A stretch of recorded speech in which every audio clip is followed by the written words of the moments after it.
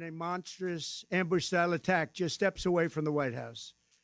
They'd been deputized as part of the most successful public safety and national security mission in the history of our nation's capital, the D.C. Safe and Beautiful Task Force, which has achieved an unprecedented reduction in violent crime and crimes of all type. This heinous assault was an act of evil, an act of hatred, and an act of terror.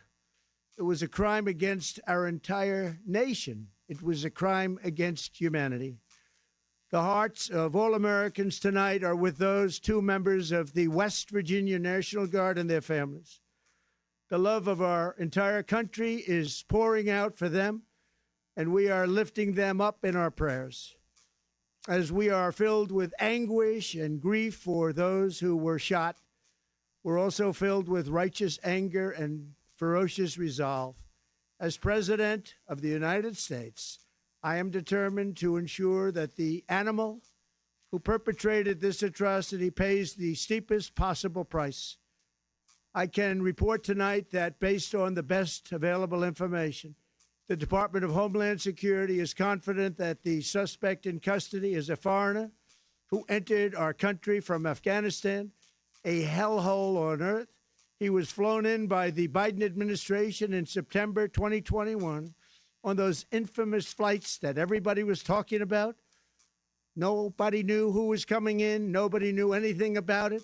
His status was extended under legislation signed by President Biden, a disastrous president, the worst in the history of our country.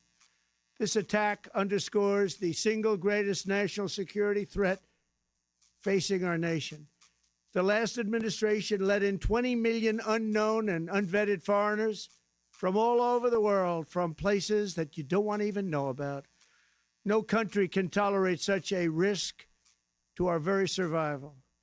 An example is Minnesota, where hundreds of thousands of Somalians are ripping off our country and ripping apart that once great state. Billions of dollars are lost, and gangs of Somalians come from a country that doesn't even have a government, no laws, no water, no military, no nothing.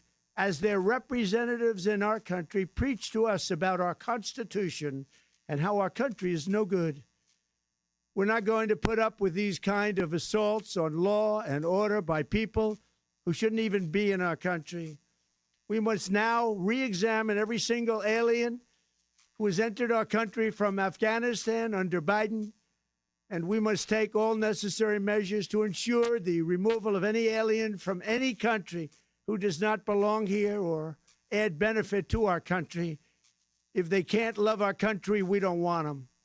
America will never bend and never yield in the face of terror. And at the same time, we will not be deterred from the mission these service members were so nobly fulfilling.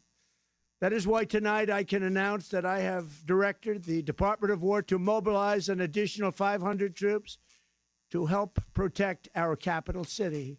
We will make America totally safe again, and we will bring the perpetrator of this barbaric attack to swift and certain justice if the bullets going in the opposite direction haven't already done that.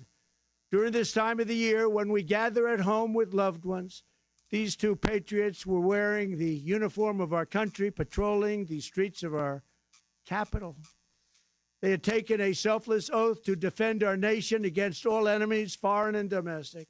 And that is exactly what they were doing when they were gunned down in a savage attack.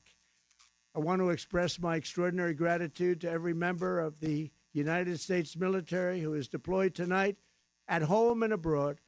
I also want to thank the Secret Service and the D.C. Metropolitan Police Department for their work today. This Thanksgiving, I ask every family to say a prayer for the two great heroes who were so horribly shot, and for their loved ones. Please say a prayer. May God bless them and comfort them, and may God bless and protect the United States of America.